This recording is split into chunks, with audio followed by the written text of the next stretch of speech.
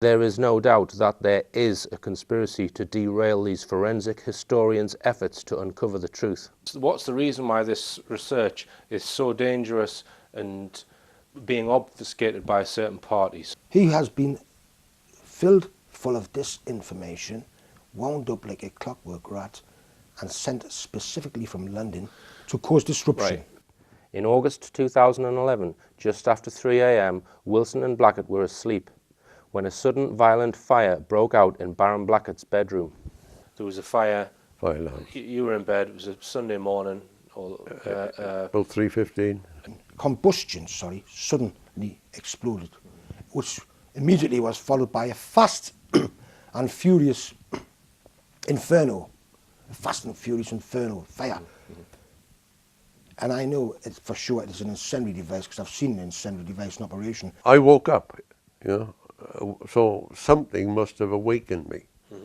When you wake up, like suddenly something has awakened you, probably a noise. And I was so awake, I got to put the bedside lamp on, got out of bed and I put the light in the room on, the ceiling light.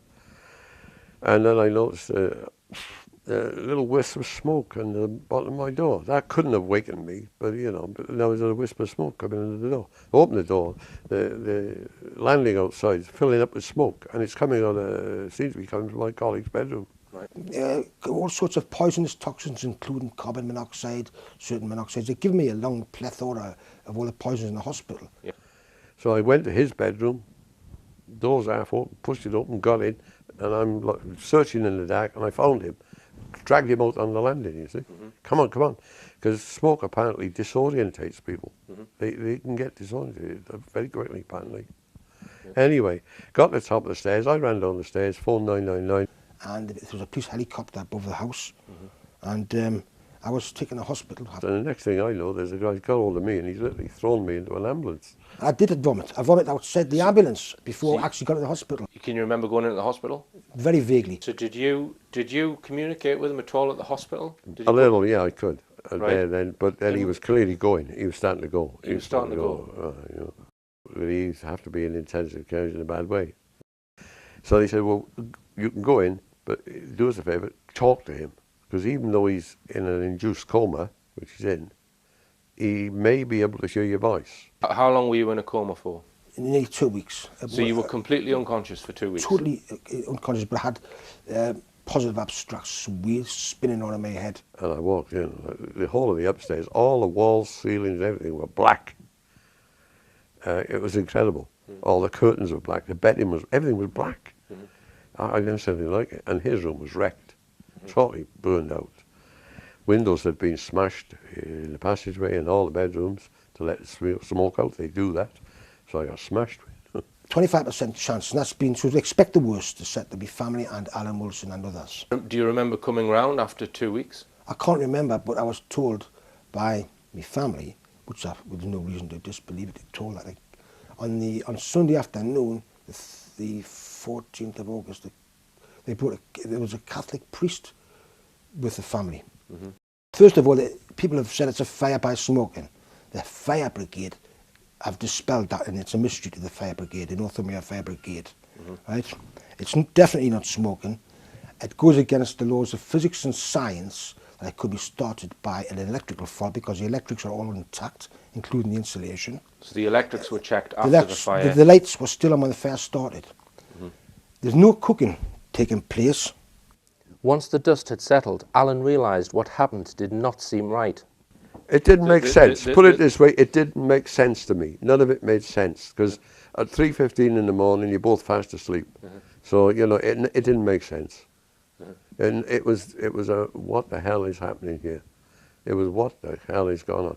He doesn't smoke. Of the rafters underneath the floorboards, which appears to have like a chunk missing from it. So it clearly looks as though something has either exploded or there's an impact where that beam has been damaged. It's not just fire damage. You can see that it's possibly something. Combustion. A bomb. Combustion means when you kickstart a motorbike or start up an engine. Combustion. It started with the explosion, and then it was followed by the Fast and Furious Inferno, the fire, and that's exactly what an incendiary device does. I've seen an incendiary device in the 1990s by an MI5 operative who actually rented accommodation from us and an office. Yeah. So an incendiary device will extremely quickly turn a room into, as you describe it, an inferno. That's what they're intended what happened. And he's the head of the Northumbria, one of the heads of the main fire investigation department. He said it wasn't smoking. We've got no answer to that. He says our job is to stop fires and save lives. Mm-hmm. It's a prerogative of the police if it's been suspected foul play. Mm-hmm. And that was the end of it. We've had electricians here, I've had architects here, I've had engineers here, and all say the same thing. I mean, this is serious stuff, Baron. This is an attempted murder, if you're right. It's attempted arson, murder, and conspiracy to murder. I've kept the two key floorboards. Yeah. I'll get them out now, which were originally here. Yeah. People are at their deepest, darkest sleep between approximately 3:30 a.m. and 4:30 a.m. in the morning. Mm. John McNeil was the only other person that had access to the house. Remember, the house is guarded by dogs, has high walls, and on that night McNeil stayed out of the house. He said to me, I don't see why they're making me out and I'm getting all the blame. Not that I'm getting blamed, I'm getting all the blame. So Alan thinks his neighbour may have something to do with the fire. Barham suggests the other neighbour, also from London, could be the main instigator due to previous intimidation attempts. It's a possibility then that and conspired in some way to persuade McNeil to put something under Baron Blackett's bed, which caused the fire. Mm-hmm. Since he moved in 2008, there's been nothing but trouble. Wound up like the proverbial clockwork rat, literally, out of a shop, sent from London to cause disruption. This is just one of dozens of criminal acts against Alan Wilson and Baron Blackett, which I will outline in next week's show.